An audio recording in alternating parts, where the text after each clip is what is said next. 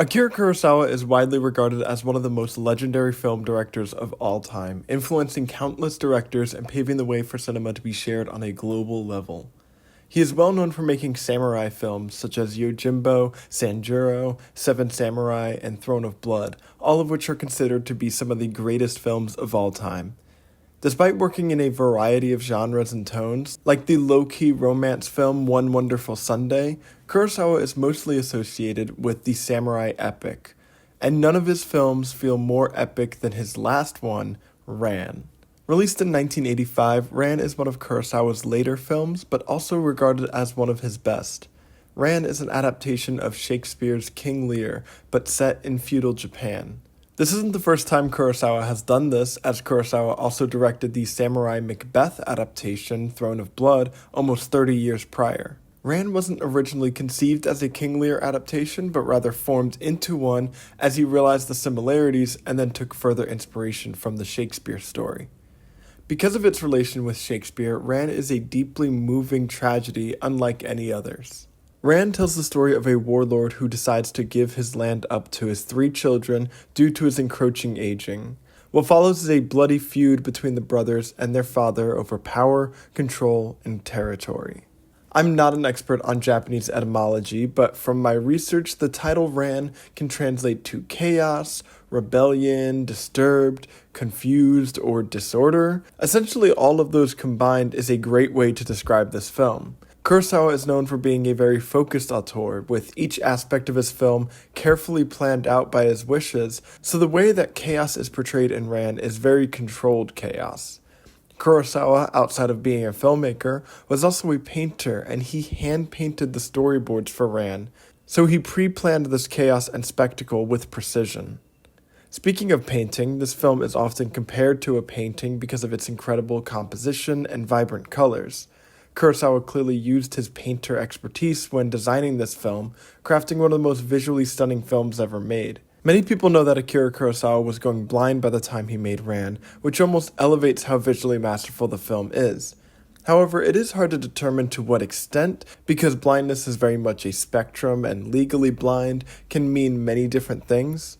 Kurosawa could still see well enough, but it is interesting that his work, known for its intense visual flair, is one where his sight was degrading. Ran is thematically interesting because it's based on a Shakespearean tragedy written at the very beginning of the 1600s, set in feudal Japan in probably the 1500s, and released in the 1980s.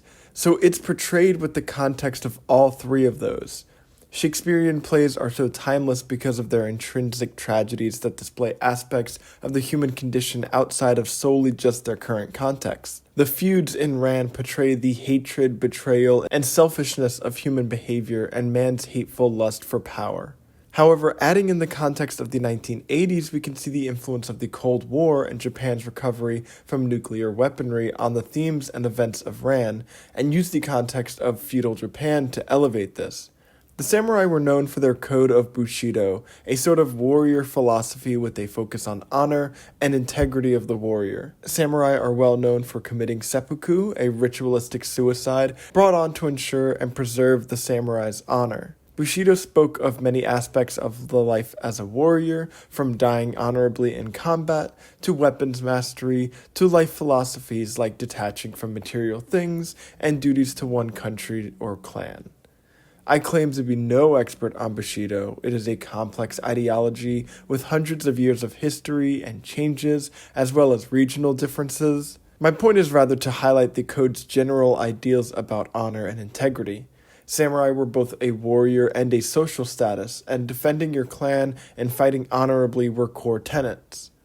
Fighting honorably was understandable and possible when dueling with swords in warfare. Samurai duels are designed to be fair, and the winner of the duel is the superior swordsman. There's honor in defending your home and overpowering an opponent. However, in Ran, the violence is not portrayed as balanced duels or honorable clashes, but rather chaotic bloodbaths of misery and fear. One of the main aspects that make these war scenes so brutal is the use of the arquebus, an early form of firearms that were common in the Ottoman Empire and medieval Europe, but were introduced to Japan in the 16th century and revolutionized warfare for the samurai. Gone were the balanced, honorable duels, and in comes the power imbalances of pulling a trigger and instantly killing someone. This isn't using a sword to outclass your opponent with swordplay and martial arts. This is a simple way to dispose of a human life frighteningly efficiently. So when the soldiers storm the castle, they unload their arquebuses, annihilating the defending army with ease in a brutal, bloody skirmish. The use of a technological advancement that uplifts the efficiency of combat to a degrading degree is indicative of Rand's themes of the Cold War and nuclear destruction. The introduction of the arquebus to honorable combat can be paralleled with the nuclear bombs over Hiroshima and Nagasaki.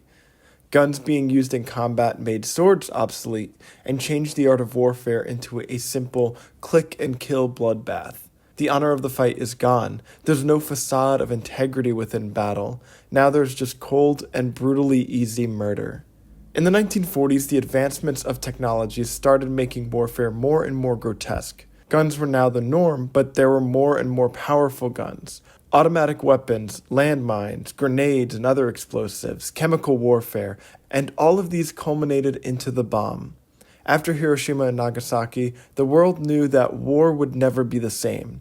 Technology had gotten so powerful that the honor found in the battles of the samurai is gone. War brings death to hundreds of thousands, if not millions, and the soldiers don't even have to physically be there. So being released in 1985 when Cold War tensions were still here, Rand parallels the destruction of advancing technologies present. Rand doesn't just present the Cold War in its depictions of technological advancements, but also in mutually assured destruction.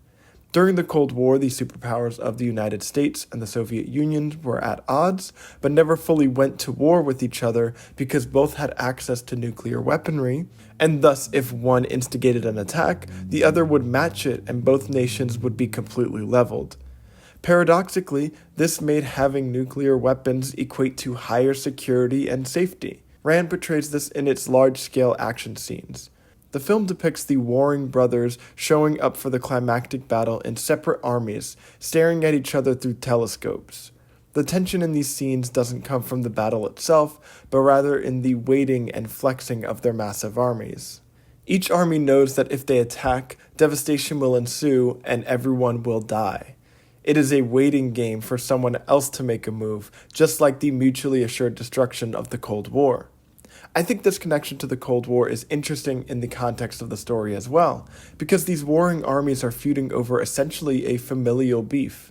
These battles are over brothers duking it out over control and power, making it seem kind of absurd that so much violence and death occurs over brotherly bickering. The events of the Cold War has deep ties all the way back to World War I, where the main leaders of the world like Kaiser Wilhelm, Tsar Nicholas, and King George were first and third cousins to each other, making World War I and the subsequent geopolitical issues essentially a family feud, just like the warring in Ran. With this framing, the warring seems almost silly and absurd. All the people fighting in the wars, both the real world wars and the battles within Ran, are only doing it at the whim of the bickering siblings, not on any desire of their own, but simply from the commands of the elite. The battling soldiers do the work, do the bloodshed, but have no reasoning outside of simply being ordered by the commanders. It creates an absurdity to the concept of a soldier, especially with Rand breaking down the grandeur of being an honorable warrior. Not only are the battles indicative of Cold War tensions, but from a cinema perspective, they are references to the artistic conversation between the American Western and the Japanese samurai film. It may sound strange at first, but the Western film and the samurai film are essentially the same. Both genres are a sort of mythologizing of an iconic time in the nation's history. In a Western, the main character is usually either a sheriff, so part of the system, or an outlaw against the system. And in a samurai film, the main character is usually either a samurai that's part of a clan and part of the system, or a ronin, which is a samurai that isn't tied to any clan, so somebody outside of the system and the law. Many of the protagonists, especially the outlaws and ronins, are morally gray too. Duels in both of these genres are surprisingly similar, despite how different they might seem at first. The iconic Western duel is defined by building its tension into one climactic shootout. The tension comes from wondering when they're going to draw and who's going to be shot. Sure, there are extended shootout scenes for sure, but most of the time the duels are guys staring at each other until they quickly draw and the duel is over in a second. Samurai films are much the same way. Even though they don't often use guns and use swords instead, the way the samurai will stand there in anticipation for one to charge first is almost identical to a Western duel, and just like the Western, the samurai duel is over quickly, with a few slashes ending the fight, unlike how sword fighting in something like Star Wars is portrayed. The two genres are shot similarly, with a focus on wide shots and landscapes.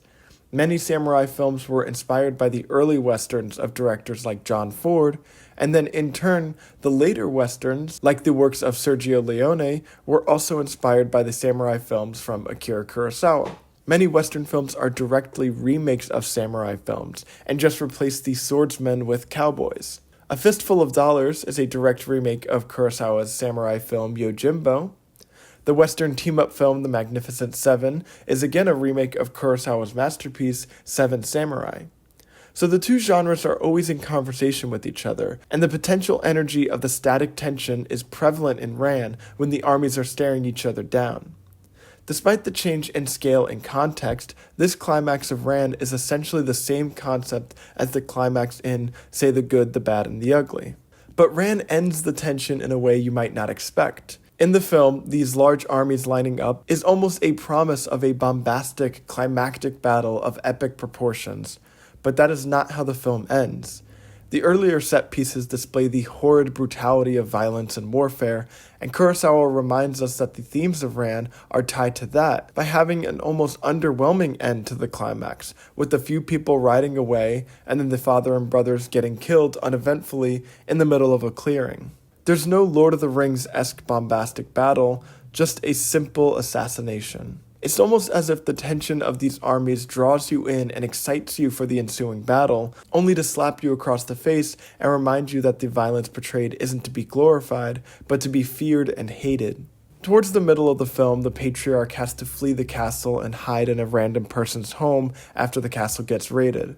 In this house, they meet a new character, a man who years prior had been blinded at the hateful hand of none other than the patriarch himself. He raided this man's land and ordered him to be blinded, and is now crawling to this man for help and salvation. The blind man is a smaller character, but also becomes part of one of the most iconic shots in the whole film, and arguably the greatest ending to any film. So before the climax, the blind man is with his sister, who tells him to wait where he is for her to return. So he stays patiently in the ruins of his former home, waiting for his sister who, unbeknownst to him, has died. So after the tensions of the climax is undercut by a simple assassination, reminding us that the effects of warfare is bloodshed and hate, we are then reminded again of the deeper themes. After watching his son mourn his father's death, the film cuts back to the blind man, still waiting at the ruins, hoping his sister will return soon, not knowing she never will. He is stranded, alone, blind, and without any knowledge of what is to come. It is a bleak and heartbreaking ending that recontextualizes our emotions for our main characters. We get invested in their familial drama and the son's connections and lack of connections with their father. We feel deep emotions about the son grieving over his father's corpse, but the ending reminds us of the atrocities the father has committed, blinding a man, murdering countless, and crumbling homes. It makes you feel conflicted about your own emotions towards the patriarch, wondering if you should ever feel bad for him. And it also stands as a reminder for who the real victims of these tragedies are.